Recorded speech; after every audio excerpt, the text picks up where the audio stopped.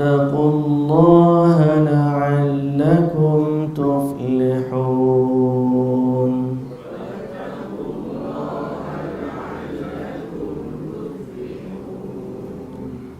واتقوا النار التي أعدت للكافرين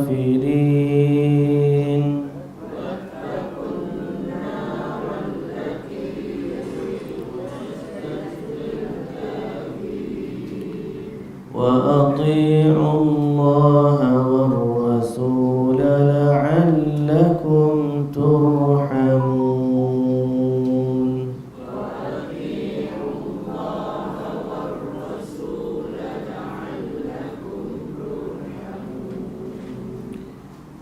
وسارعوا إلى مغفرة من ربكم وجنة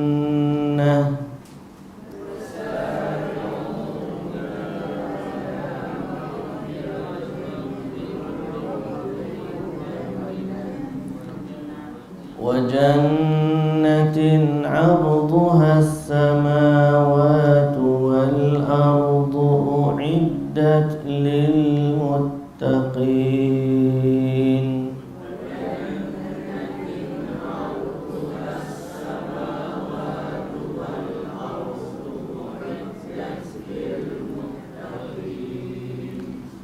الذين ينفقون في السراء والضراء والكاظمين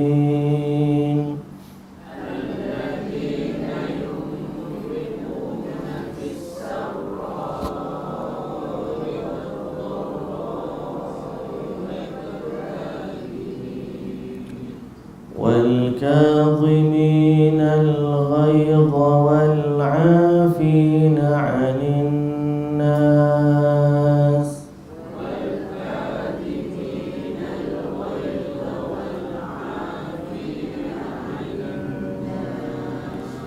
والله يحب المحسنين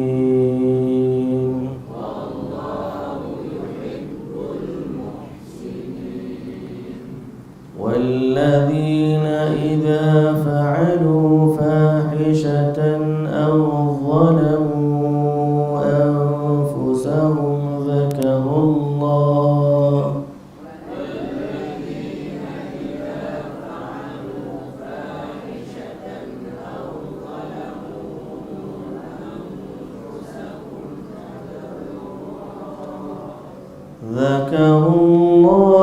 فاستغفروا لذنوبهم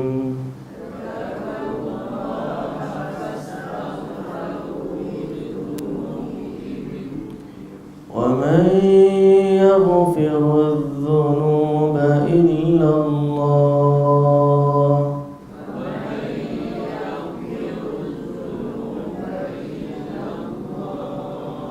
ولم يصروا على ما فعلوا وهم يعلمون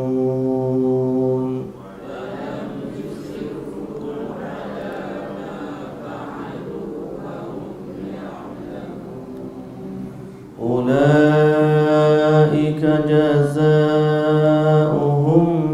مغفرة من ربهم وجنات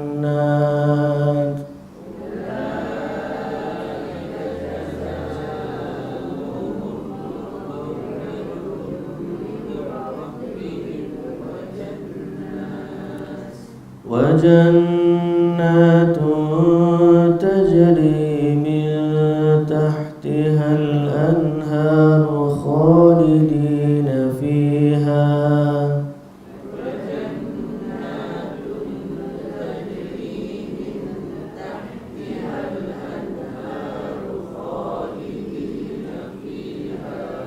ونعم أجر العاملين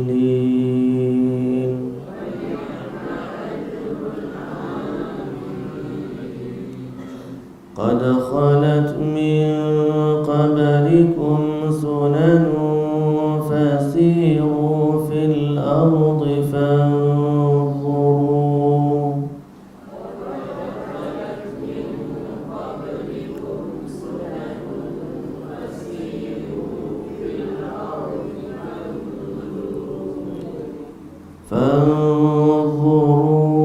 كيف كان عاقبة المكذبين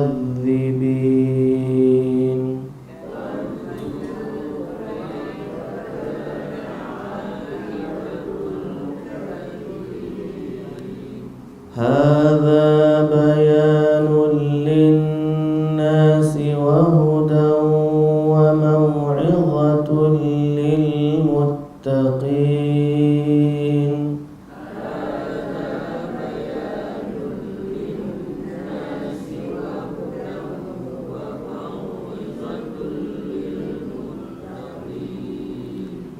ولا تهنوا ولا تحزنوا وأنتم الأعلون إن كنتم مؤمنين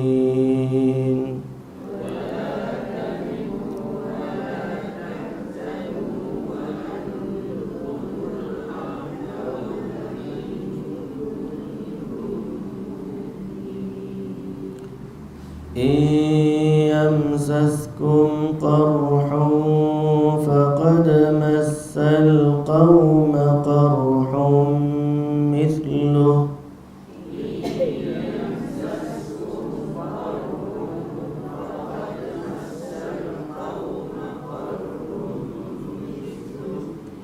وتلك الأيام نداولها بين الناس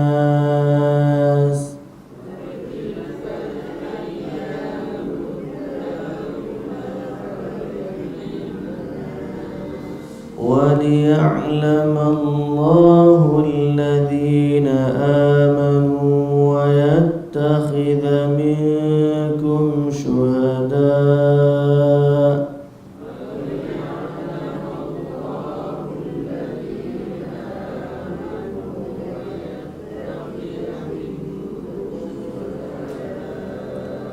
والله لا يحب الظالمين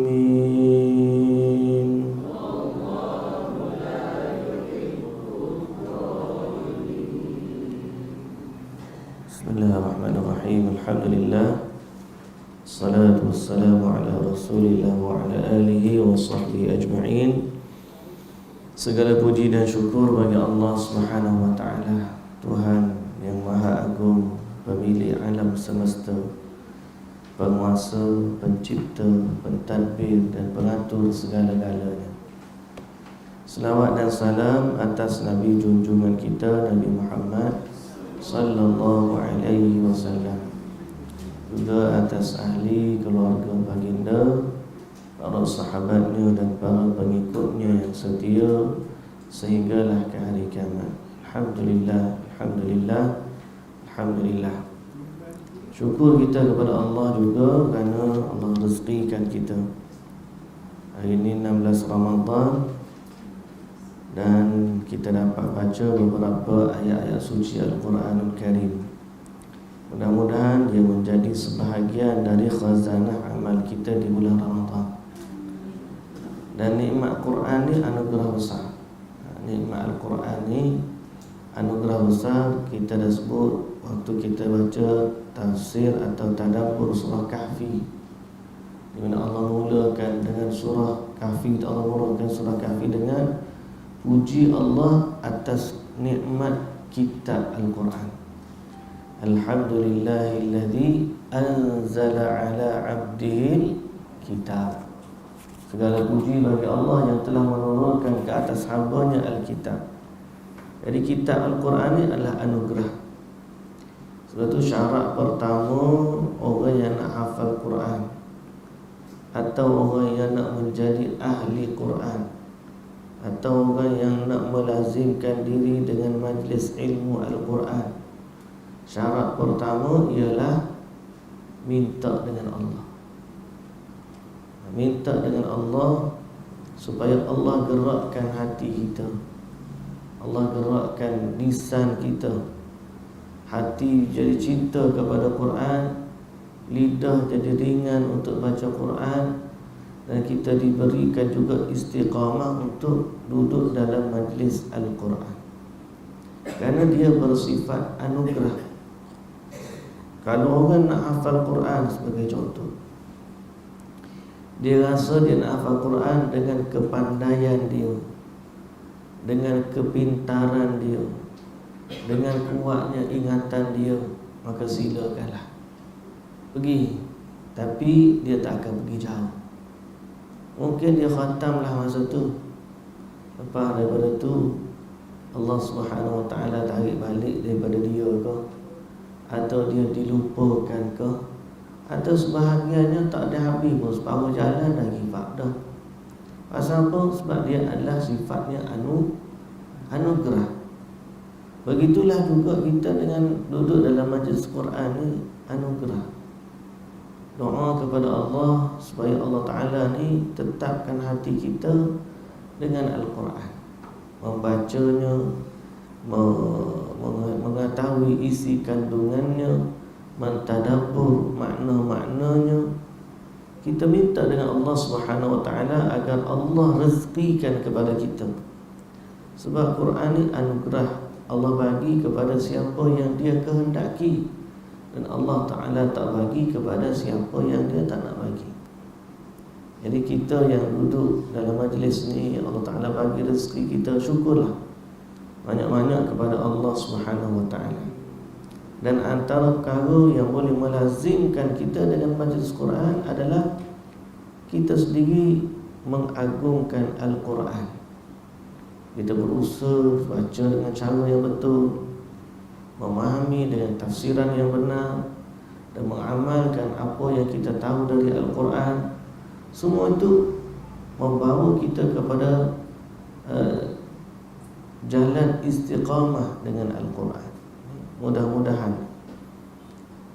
Sebab kita duk tengok macam-macam. Ada ramai je hafiz Quran, zaman lalu ni pula macam-macam kan. Tapi ada yang duk sibuk dengan macam-macam. Mesti dia baca Quran, tiba-tiba duk jadi apa, tukar channel, pergi kepada qasidah, pergi kepada gendang dan sebagainya. Jadi kita kata sayang, dia duduk dalam Quran tapi pergi cenderung kepada sesuatu yang lain dari Quran. Dan kita doa agar Allah Ta'ala bagi kepada kita Quran pula, bacaannya, terjemahannya, tafsirannya biarlah sesuai dengan para imam-imam ahli tafsir, imam qiraat dan sebagainya. Kalau saya tu tengok dalam Facebook, saya dua ni orang duk gaduh pasal apa tu, baca Quran berlagu. Lagu ni bukan tak boleh, memang boleh lah baca Quran tu dengan suara yang elok, tapi janganlah melampau. Sebab Quran tu dah jadi seperti alat nyanyian. Orang kita ni nak nyanyi belakang. Yang saya sebut dah semuanya. Boleh doa, dia buat lagu. Doa pun lagu. Allahumma, macam-macam lah. Boleh selawat, lagu, nyanyi. Boleh doa, nyanyi. Boleh fikir, nyanyi. Boleh ayat Quran, nyanyi. Siapa tu orang tanya, Nabi kita ni memang diutuskan untuk nyanyi ke? Sebab semua benda Nabi bawa dia jadikan nyanyian. Selawat nyanyi, zikir nyanyi, doa nyanyi. Suka sangat dia jadi nyanyi. Jadi Quran ni sebenarnya bukan tak boleh baca suara yang elok, tapi janganlah sampai tahap dia sampai ke nyanyian. Ada saya dengar siapa tu, ada orang lah, dia kata dia ni ngaji taranum juga ngaji, tapi nak dapat kelenggut suara tu dan juga feeling nyanyi kan. Kadang-kadang dia kena dengar, dia dengar lagu. Ada yang setengah tu dengar lagu Hindustan untuk dapatkan dia punya lenggut dia tu. Saya pun kata ajaib juga ni. Semoga Allah Subhanahu Wa Taala bagilah taufik dan hidayah kepada kita semua dan seluruh ahli Al-Quran dan orang-orang yang mencintai Al-Quran. Dan semoga Allah Subhanahu Wa Taala jaga diri kita lah, jangan tergelincir daripada jalan landasan yang benar. Quran ni bukan tak boleh baca dengan suara yang indah, bacalah. Memang Nabi suruh baca dengan suara yang indah. Tapi yang indah tu seperti mana bacaan-bacaan imam, bukan bacaan-bacaan orang yang menyanyi. Ya. Ada dia punya lenggok suara tu, dia punya tu berlebih lah, kita kata melampau lebih. Baik, yang lebih penting daripada tu kita nak cari bukan lagu dengan Quran, tapi isi Quran tu. Sebab dengan isi Quran itulah kita tahu kehendak Allah Subhanahu wa ta'ala.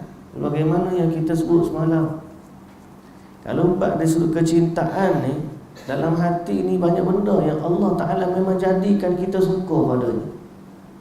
Kita suka kepada wanita, lelaki lah. Wanita sebaliknya, dia suka kepada lelaki. Dia suka kepada anak. Dia suka kepada harta yang bertimbul-timbul.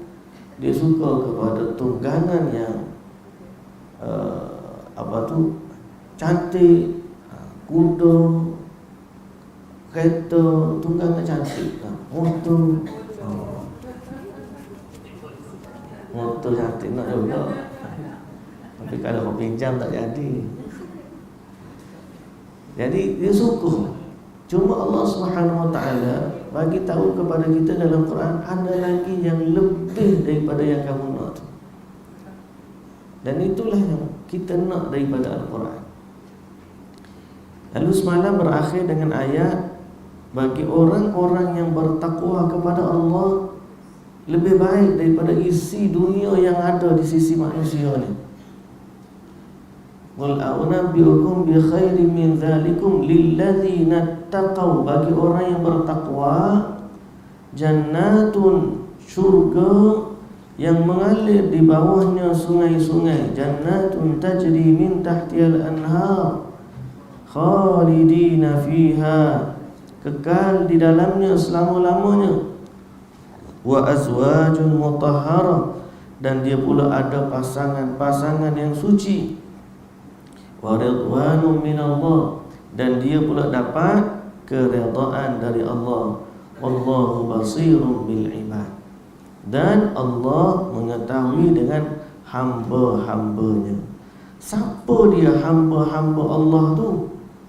Maka hari ini ayat yang seterusnya ni datang menyatakan sifat hamba-hamba Allah yang bertakwa, yang dijanjikan syurga oleh Allah Subhanahu wa ta'ala, seperti dalam ayat 15 tu. Jadi mari ayat yang ke-16 kata Allah, alladzina yaquluna rabbana, iaitu orang-orang yang berdoa dengan berkata, Rabbana innana amanna faghfir lana dhunubana wa qina adzabannar. Antara sifat orang yang beriman yang dijanjikan syurga ialah mereka berdoa kepada Allah. Dan bukan sekadar itu, Allah ajarkan pula apa doa yang mereka baca. Jadi ini antara doa-doa Rabbana dalam Quran. Dalam Quran ni ada banyak doa, dan kebanyakan doa Al-Quran dimulakan dengan Rabbana. Okay? Rabbana atina fid dunya hasanah, kita baca. Sebelum daripada ni, Rabbana la tuzigh qulubana ba'da idh hadaitana wa hab lana min ladunka rahmah innaka antal wahhab. Mari pula hari ni, Rabbana innana sami'in, Rabbana innana amanna, ya Allah Tuhan kami, sesungguhnya kami beriman, faghfir lana, ampunkanlah dosa kami, faghfir lana dzunubana wa qina adzabannar, dan selamatkanlah kami dari api neraka. Dan bukan setakat itu saja, ada lagi sifat yang mereka yang digambarkan oleh Allah Subhanahu wa ta'ala. Apa dia? As-sabirin, orang yang sabar.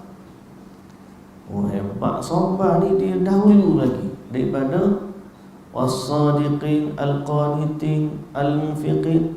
Sabar ni dulu nombor 1. Hebat. Ini antara kelebihan ibadat sabar. Sebab tu kita dalam Ramadan ini antara ibadat utama. Sabar adalah ibadat utama apabila kita puasa. Paginya, siangnya mereka berpuasa dan bersabar. Malamnya mereka makan dan bersyukur. Jadi siangnya pahala, malam pun pahala. Baik, sabar yang dimaksudkan dalam Quran ada banyak. Sabar kita tengok dalam Quran ada banyak. Pertama, sabar ni di atas musibah. Sebagaimana Allah Ta'ala kata, وَلَنَبْلُوَنَّكُمْ بِشَيْءٍ مِنَ الْخَوْفِ وَالْجُوعِ وَنَقْصٍ مِنَ الْأَمْوَالِ وَالْأَنْفُسِ وَالثَّمَرَاتِ وَبَشِّرِ الصَّابِرِينَ. Itulah sabar di atas ujian yang Allah Ta'ala bagi. Allah Ta'ala bagi hilang harta, hilang anak, macam-macam, ketakutan, kelaparan, Allah Ta'ala uji. Lalu di hujung ayat itu Allah Ta'ala kata wabasyiris sabirin. Jadi sabar yang pertama ialah sabar di atas musibah, ujian ataupun musibah. Ada lagi sabar lain? Ada. Sabar dalam meninggalkan maksiat. Nak meninggalkan maksiat.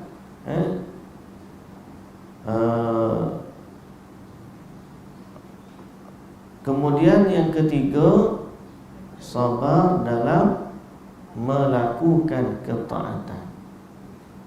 Wa'mur ahlaka bis-salati wastabir 'alaiha.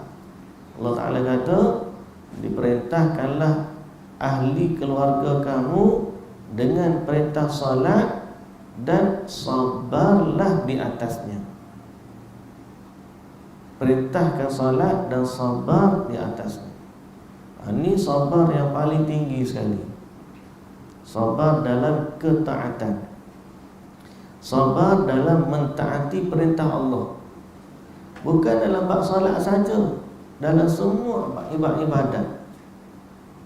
Paling sabar tinggi, sabar paling tinggi ialah sabar mentaati perintah Allah. Kalau orang perempuan paling sabar apa? Mentaati perintah Allah dalam apa? Dalam mentaati suami. Oh, sabar tinggi. Betul. Jihad tu, jihad pahala besar. Sabar dalam mentaati suami. Bila kita dah faham bahaya tentang kesabaran ni kan, barulah kita kata, patutlah orang perempuan ni, bila dia salat, dia puasa, dia jaga maruah diri, dia taat suami. Dikatakan kepada dia, masuklah dia kepada mana-mana, kepada dalam syurga melalui mana-mana pintu yang dia kehendaki. Rupa-rupanya besar kesabaran dia duduk situ.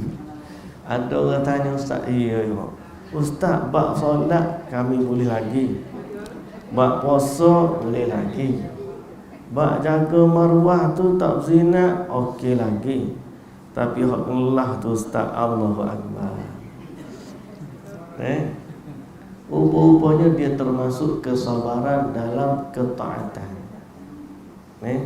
Orang lelaki dia sabar dalam taat bab jihad. Bab jihad, bab niaga, bab kerja, bab macam-macam lah. Bagi solat berjemaah di masjid, orang sabar. Bukan senang. Nak solat istiqamah 5 waktu di masjid ni. Ulama-ulama dulu bila kita baca Imam Al-Hakim An-Naisaburi sebagai contoh. Imam Al-Hakim An-Naisaburi ni, dia bila azan, orang akan tengok dia ada dah di masjid. Orang tanya dia, sejak bila kamu duduk lagu ni? Dia kata sejak 40 tahun.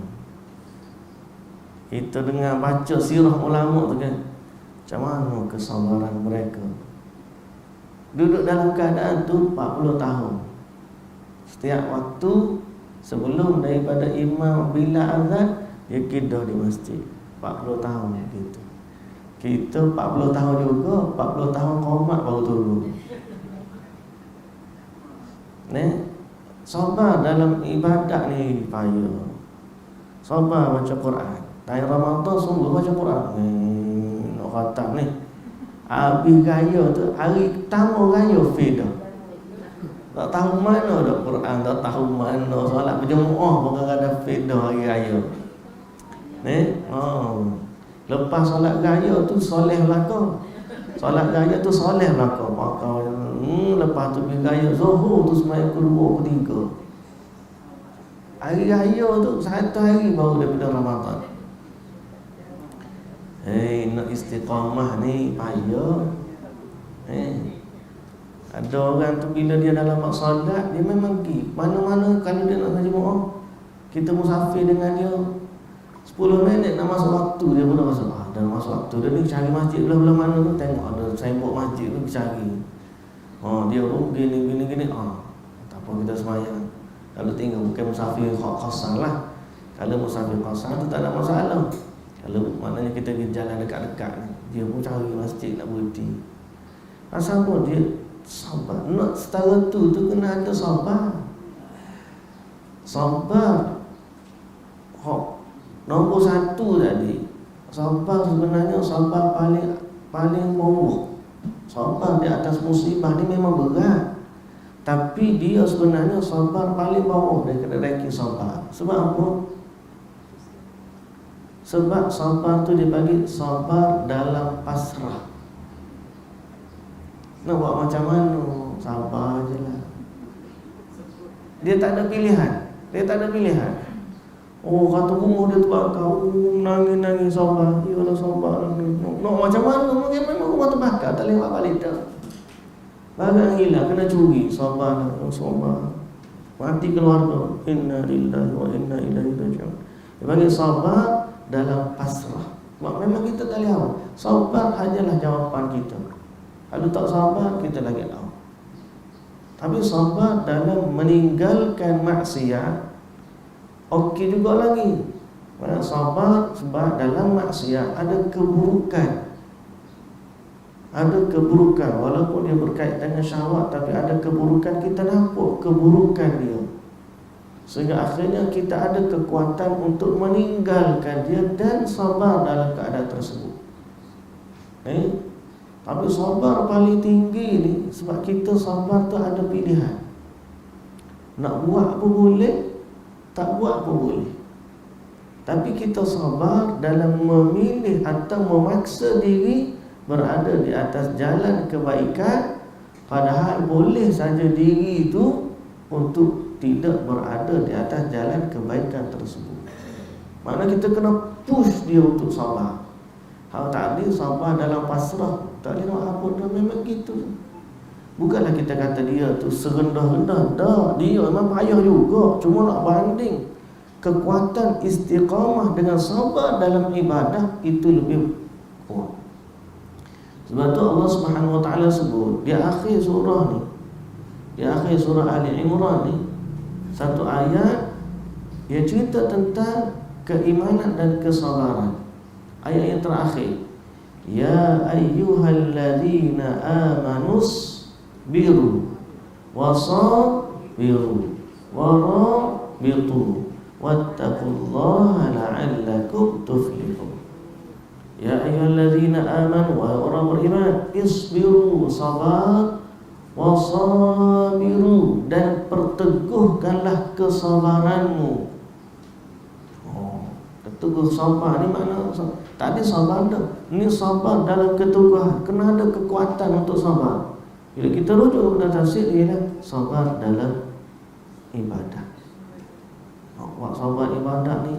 Sebab itulah dalam ayat yang kita baca hari ni, kesabaran duduk di tahap yang pertama. Nombor 1 sekali sabar. Bunyi macam mudah, tapi Allahul Musta'an, kepada Allah lah kita mohon pertolongan. Sebab itu kita kata la haula wala quwwata illa billah. Baik. Kemudian sifat yang kedua setelah daripada sabar, sifat yang kedua ialah as-sadiqin. As-sadiqin ialah mereka yang benar. As-sabirina was-sadiqin. As-sadiqin ialah orang yang benar perkataan dan hatinya, ataupun kita juga boleh terjemah sebagai orang yang jujur. Jujur dengan siapa? Jujur dengan Allah. Mulut cakap gitu, hati pun gitu, amal pun gitu. Yang kita tak nak mulut ni cakap, main lagi cakap. Apa ni takut sekali, ustaz lah, dia hok cakap banyak sekali. Tapi dalam hatinya bagaimana, hanya Allah Subhanahu Wa Taala yang tahu. Kita minta agar ada synchronize antara hak dalam hati dengan hak di mulut. Biar sambung tu, synchronize betul. Jangan mulut lain, hati lain. Mulut lain, anggota lain. Itu tak jujur. Sebab tu dalam tafsir disebut as-sadiqin fima akhbaru bihi min imanihim bima yaltazimunahu min al-a'mali syaqqah. Itu orang yang benar pada apa yang mereka khabarkan dari iman dengan apa yang dilakukan oleh anggota badan. Jujurlah maknanya. Jujur, paling utama jujur dengan Allah. Al-qanitin. Al-qanitin apa pula? Orang yang senantiasa taat akan perintah Allah.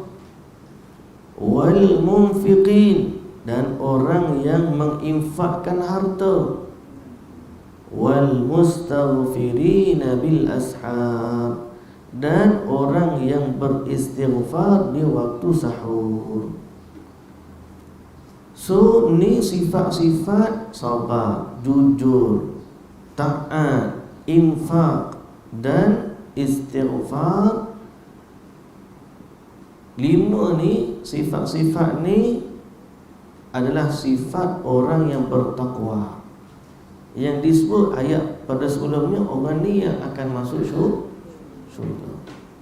Dimulakan dengan sabar dan ditutup dengan istighfar.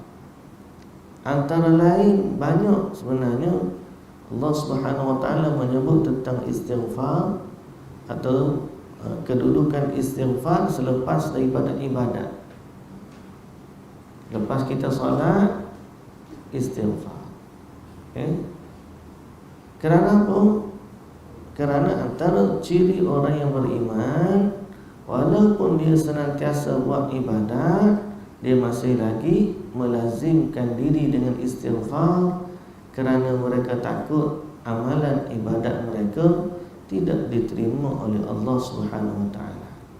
Walladzina yu'tuna ma ataw wa qulubuhum wajilatun annahum ila rabbihim raji'un. Dalam ayat yang lain Allah Taala kata, mereka ni orang yang benar di syurga ni, mereka yang buat apa yang Tuhan tu suruh. Wa qulubuhum wajilah, dalam keadaan hati mereka takut. Dia buat hak Tuhan suruh, tapi hati mereka tetap takut. Pasal apa? Takut amalan mereka tidak diterima. Oleh kerana itu, diajarkan kepada kita istighfar. Walaupun kita dalam bab buat ibadat, tengah solat ni istighfar, lepas solat ni istighfar. Satu. Yang kedua, ayat ni adalah bukti juga, dalil yang menunjukkan antara waktu terbaik untuk istighfar adalah waktu sahur. Sebab disebut dalam ayat ni, wal mustaghfirina bil ashar. Ashar tu maksud apa? Sahur. Jadi bangun sahur, istighfar. Sambil makan, istighfar. Ini waktu. So, apa ni waktu Ramadan ni kebanyakannya bangunlah. Bukan kata hampir, kata keseluruhan umat Islam akan bangun di waktu sahur. Jadi jangan disia-siakan waktu, kerana sebaik-baik waktu ataupun antara waktu terbaik untuk istighfar adalah waktu sahur berdasarkan dalilnya ayat ni.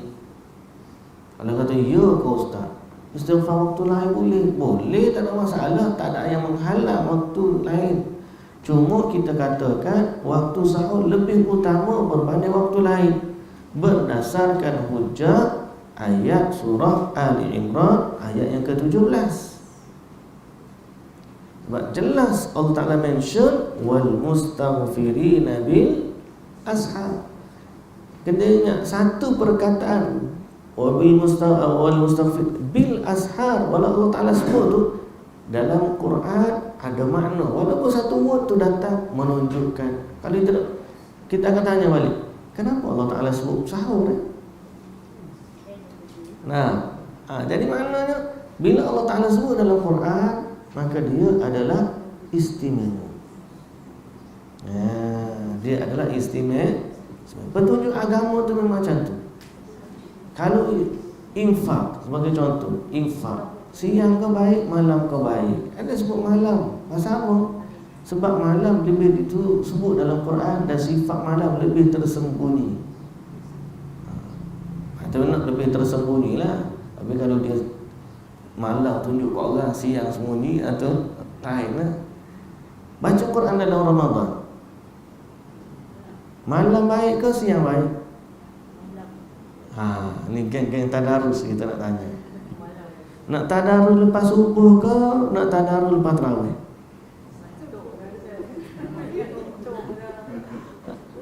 Sudah kita tanya. Malam lebih baik ke siang lebih baik? Sudah dalam. Boleh dua-dua, tak ada masalah. Kita tak larang dua. Siang boleh, malam boleh. Tapi nak banding siang dengan malam, mana lebih baik? Malam. Siapa kata malam? Siang. Siapa pun nak kata siang? Geng tadarus siang nak jawab siang. Maksud dia geng tadarus siang. Geng tadarus malam jawab malam. Pasal apa? Pasal dia jawab malam. Tapi kalau kita lihat kepada nas agama, nas syariat, dalam bulan Ramadan, Nabi SAW tadarus dengan Jibril AS di waktu malam. Di waktu malam. Semalam je saya baca buku kitab 30 pelajaran Ramadan, puasa Nabi SAW. Dia mention waktu afdalnya di waktu malam, kerana Nabi SAW membacanya di waktu malam. Dan berdasarkan itu juga 10 akhir Ramadan berbanding 10 awal Zulhijjah. Dua-dua ni kuat ni hadis ni. Hadis 10 awal Zulhijjah, tidak ada hari lebih baik dari dalam setahun berbanding 10 awal Zulhijjah. Nak banyak jihad fi sabilillah. Nabi kata tak terbanding jihad fi sabilillah, melainkan orang tu pergi jihad mati, dia bawa harta, bawa nyawa, dia mati tak bawa balik apa pun. Orang ni barulah hebat. Tapi kalau 10 awal Zulhijjah tu dengan amalan-amalan biasa tu, itu lebih utama berbanding jihad. Apa pula 10 akhir Ramadan? Sama juga. 10 akhir Ramadan tu lebih baik. Cuma bila dia buat bandingan, mana satu lebih baik lagi? Manusia ni kan mana suka dia cari yang terbaik. Antara dua jenis 10 tu, mana yang lebih baik? Maka sebahagian ulama, terutama salah seorangnya adalah Al-Hafiz Ibn Hajar rahimahullah, dia ambil jalan tengah. Dia kata 10 awal Zulhijjah dia lebih baik daripada 10 akhir Ramadan pada siang harinya. Kerana dilihat amalan-amalan utama pada 10 awal Zulhijjah berlaku di siang hari. Terutamanya amalan wukuf di Arafah. Sebab dalam 10 yang paling istimewa hari Arafah. 10 awal Zulhijjah kan, hari Arafah. Hari Arafah dia berlaku, wukuf berlaku di siang hari. Nabi SAW sampai maghrib, Nabi keluar daripada Arafah. Jadi itu menunjukkan Nabi menggunakan sebaik-baik hari Arafah pada siangnya berwukuf di Arafah. Nampak? Petunjuk, agama ni petunjuk. Kita tengok Nabi buat macam mana. Oh gitu. Oh. Lepas tu Al-Hafiz Ibn Hajar pula kata, kalau 10 akhir Ramadan dia pula lebih baik daripada 10 awal Zulhijjah pada malamnya. Kerana pada 10 akhir Ramadan adanya malam Lailatul Qadar. Jadi Lailatul Qadar berlaku di malam hari. Maka malam 10 akhir Ramadan lebih baik daripada malam 10 awal Zulhijjah. Siang 10 awal Zulhijjah lebih baik daripada siangnya 10 akhir Ramadan. Tapi dua-dua masih lagi lebih baik daripada hari-hari lain dalam setahun. Jadi petunjuk agama ni bawa begitu kepada kita. Sebila kita kata waktu sahur, waktu terbaik untuk istighfar, mesti ada petunjuk. Takkanlah kita saja-saja nak kata. Kalau macam tu siapa-siapa boleh kata istighfar terbaik. Ni kata waktu duha, ni kata waktu zuhur, ni kata waktu asar, ni kata waktu maghrib, kita kata waktu sahur. Mesti ada petunjuk. Kenapa kata macam tu? Petunjuknya ni ayat Quran ada. Wal mustaghfirina bil ashar. Dalam ayat yang Allah Ta'ala kata wabil ashari hum yastaghfirun. Bahkan ada hadis Nabi SAW telah menyebutkan dalam riwayat Al-Imam Al-Bukhari dan juga Muslim, kata Nabi SAW, yanzilullahu tabaraka wa ta'ala fi kulli lailatin ila sama'id dunya. Allah Ta'ala ni setiap malam, di akhir malam, sepertiga akhir malam, Allah Ta'ala akan turun ke langit dunia. Jelas Allah Ta'ala turun ke langit dunia. Hina yabqa thuluthul laylil akhir, sewaktu berbaki sepertiga akhir malam. So kita dah sebut dah, kalau malam bagi 3 berapa jam? Kalau maghrib pukul 7.30, subuh pukul 6.30, dah berapa jam? Hampir-hampir dekat 11 jam. Bagi 3 lebih kurang 4 jam lah. Kalau kita bagi 3 12 jam kan, bagi 3 4 jam sepertiga akhir. Kalau subuh pukul 6, 4 jam sebelum tu pukul 2 2.30, lebih kurang.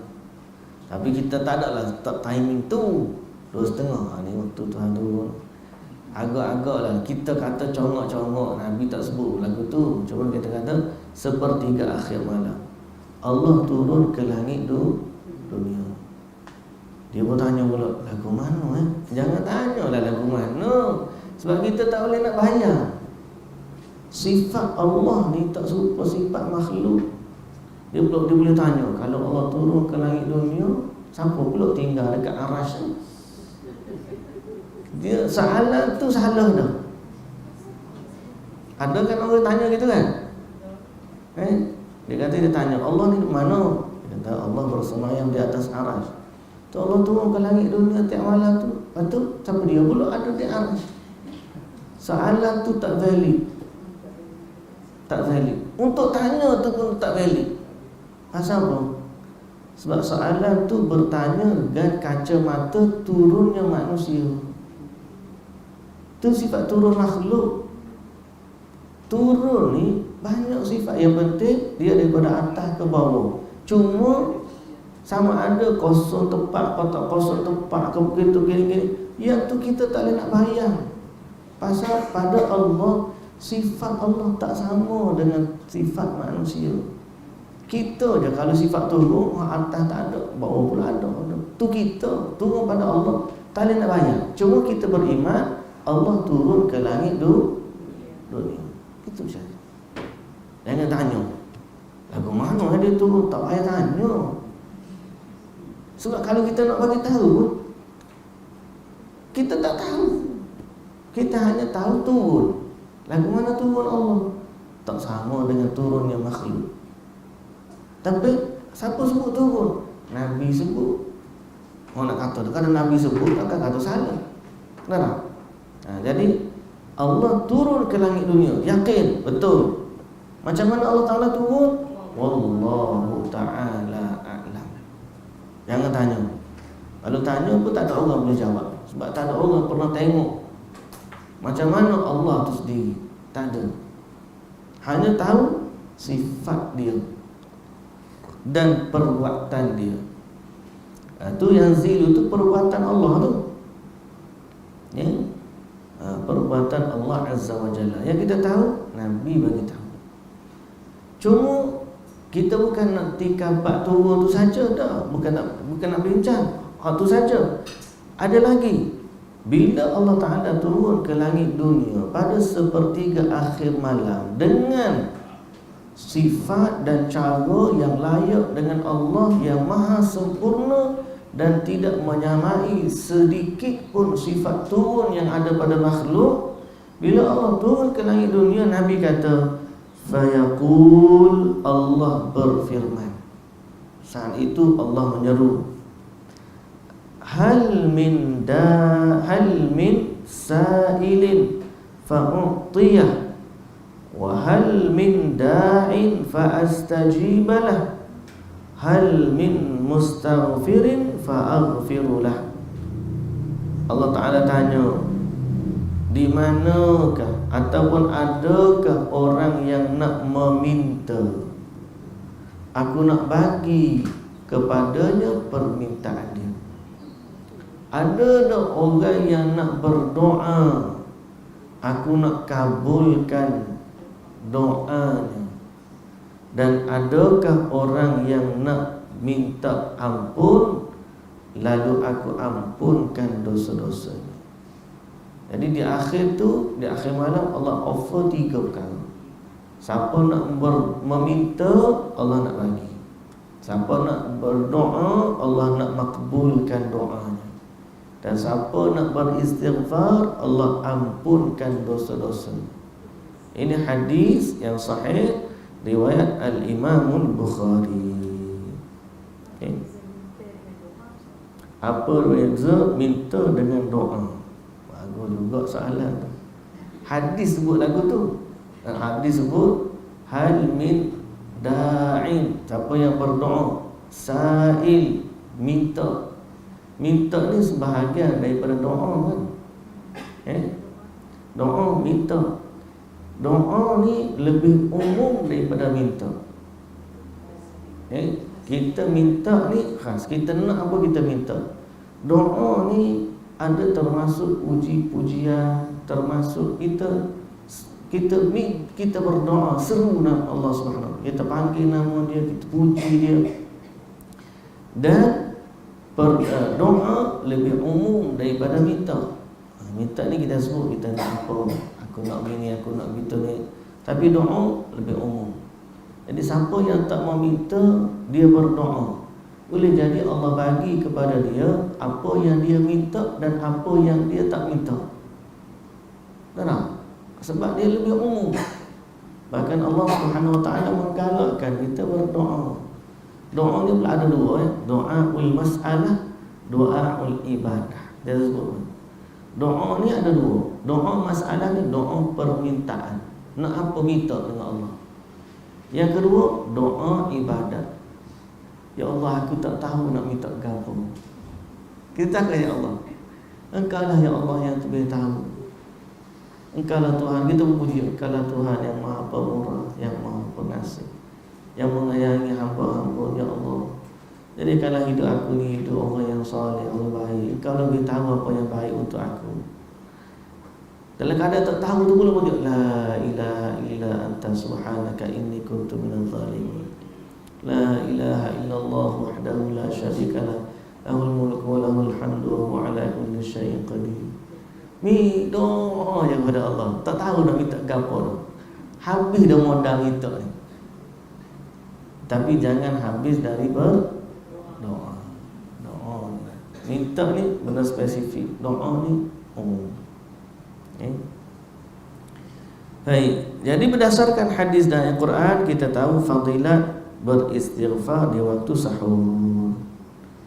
Kerana itulah juga dalam ayat Nabi Yaqub alaihi salam cerita tentang Nabi Yaqub dan anak-anaknya, yang mana setelah daripada pecah tembelang mereka, dahulu zaman dulu mereka lah yang buang Nabi Yusuf dalam perigi. Anak-anak Nabi Yaqub ni lepas jumpa Nabi Yusuf, waktu tu Nabi Yusuf hantar baju dia ke ayah dia, Nabi Yaqub yang dah buta. Ingat tak cerita tu? Lepas tu dia pun sapu baju tu angkat muka Nabi Yaqub, celak mata semula. Nabi Yaqub kata, aku kata dah dulu. Dulu anak dia duk menipu, kata ada adik kita kena makan ke serigala lah, begini dah. Akhir sekali bila dah jelas kebenaran, pecah tembelang mereka, lalu anak-anak Nabi Yaqub kata, qalu ya abana astaghfir lana dzunubana inna kunna khati'in. Wahai ayah, mintalah kepada Allah agar Allah ampunkan dosa-dosa kami. Kata anak-anak Nabi Yaqub kepada Nabi Yaqub. Apa jawab dia? Qala sawfa astaghfiru lakum rabbi. Kata dia, nantilah aku istighfar untuk kamu. Nanti itu bila? Disebut dalam tafsir, nanti itu ialah Nabi Yaqub berdoa kepada anaknya di waktu sahur. Istighfar di waktu sahur. Sebab dia tak istighfar masa tu, dia istighfar waktu sahur. Sebab dalam ayat Quran tu kan, qala sawfa astaghfiru lakum rabbi. Nantilah aku istighfar untuk kalian. Nanti itu bila? Waktu sahur. Jadi besar, waktu sahur ni besar. Jadi kita dalam Ramadan ni setiap hari kita bangun sahur, jangan lupa istighfar. Istighfarlah untuk kita, untuk orang boleh, untuk ibu bapa kita istighfar, untuk pasangan kita, untuk anak-anak kita. Orang hidup lagi pun boleh istighfar untuk dia. Ya Allah, ampunkanlah saudaraku. Ya Allah, ampunkanlah sahabatku. Ya Allah, ampunkan. Boleh jadi istighfar untuk orang lain. Sahabat-sahabat kita sayang kepada, ya Allah, ampunkanlah dosa-dosa dia, ya Allah. Anak-anak kita, ya Allah, ampunkanlah dosa-dosa dia. Tapi doa kita dululah nombor satunya. Ni doa orang lupa kita. Tapi siapa yang doa untuk saudara dia, malaikat tolong doa, ya Allah, bagi kat dia apa dia minta. Ya Allah, bagi dia juga apa dia minta.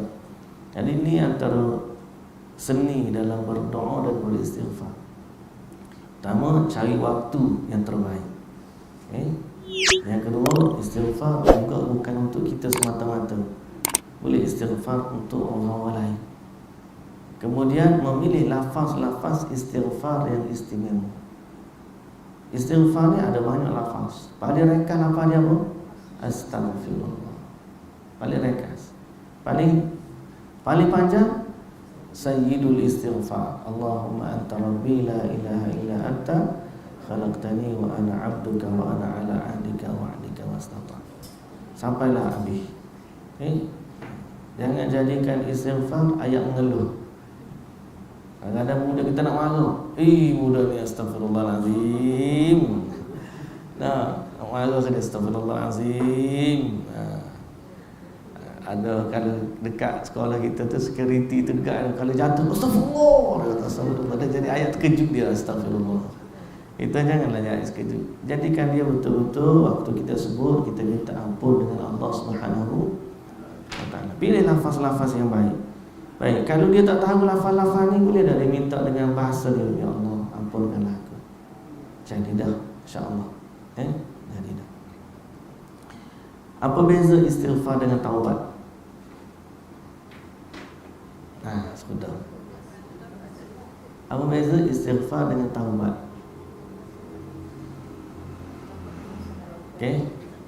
Taubat ni keadaan orang tu taubatlah, kembali kepada Allah, meninggalkan dosa-dosa, menyesal, berazam tidak kembali, kemudian berhenti daripada dosa tu, kemudian ikhlas kerana Allah. Itu taubat. Syarat taubat mesti tak kembali dah, berazam untuk tidak kembali. Istighfar adalah lafaz zikir, setiap hari dia minta ampun.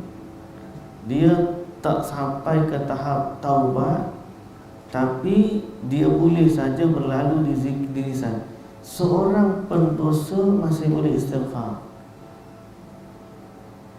dalam keadaan mungkin dia belum lagi taubat.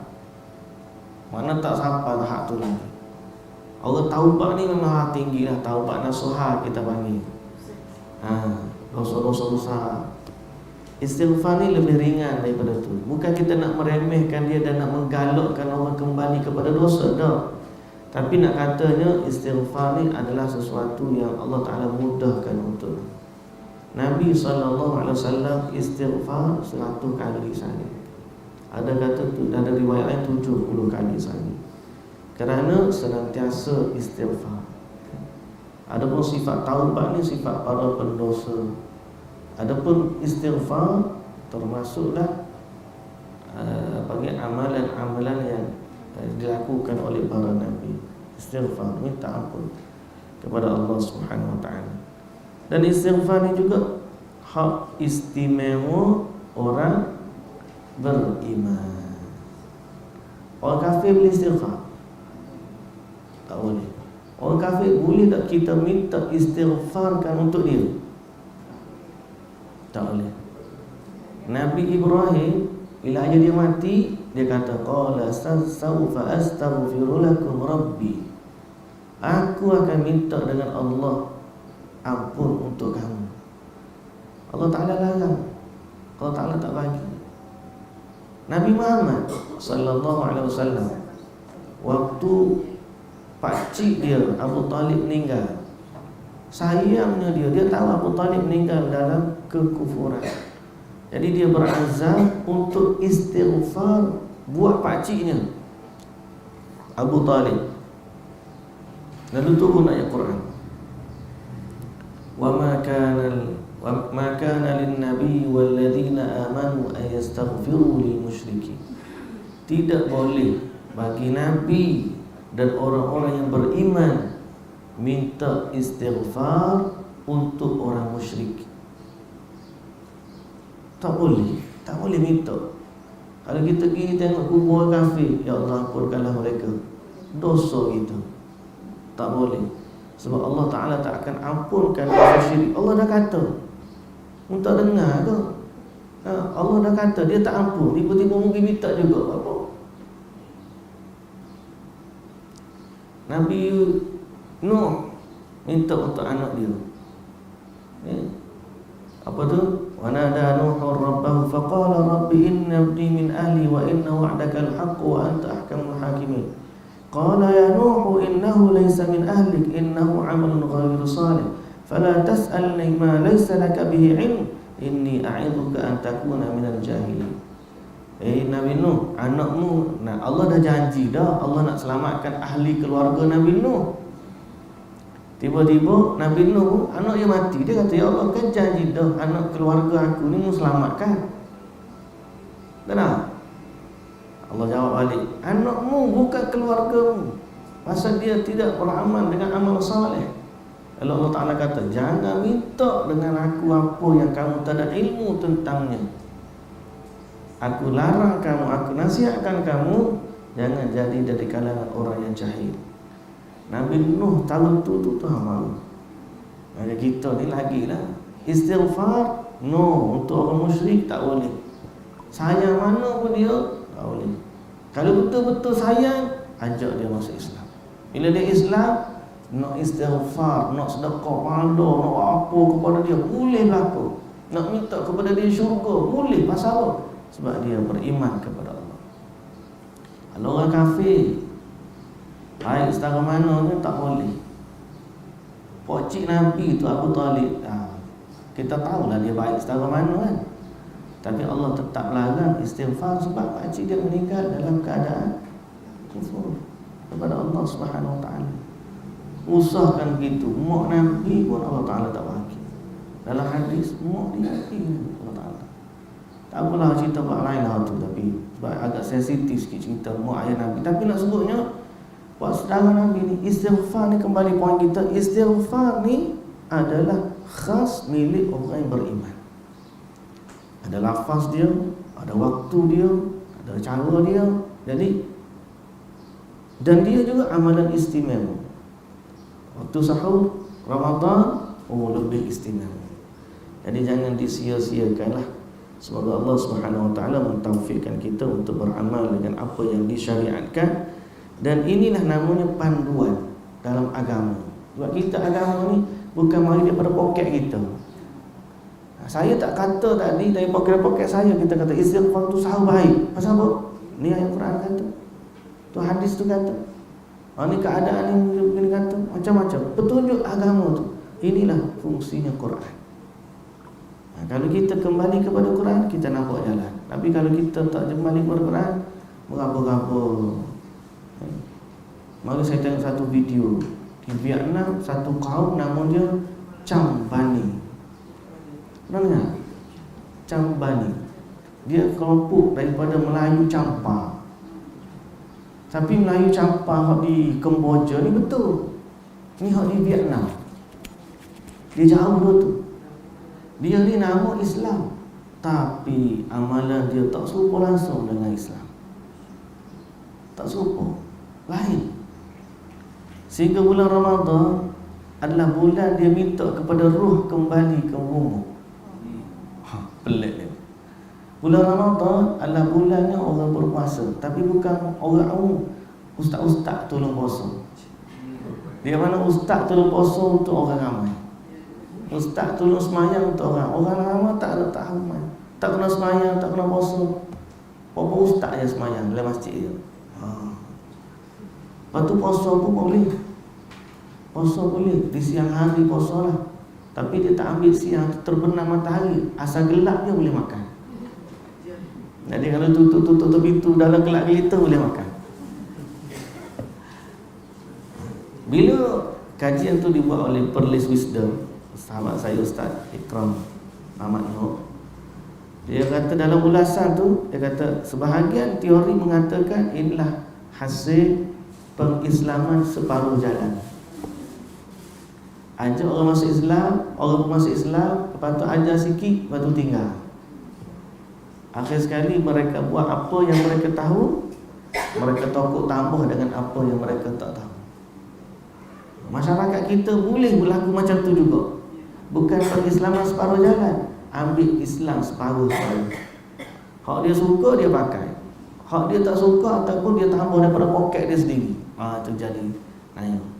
Islam bukan begitu. Islam kita ada Quran, kita hadis yang menjadi petunjuk bagi kita. Semoga Allah Subhanahu Wa Taala mentaufikkan kita kepada keredaannya. Wallahu taala alam. Subhanakallahumma wa bihamdik, asyhadu an la ilaha illa anta, astaghfiruka wa atubu ilaik. Aqulu qawli hadza wa astaghfirullahal azim li wa lakum. Assalamualaikum warahmatullahi wabarakatuh.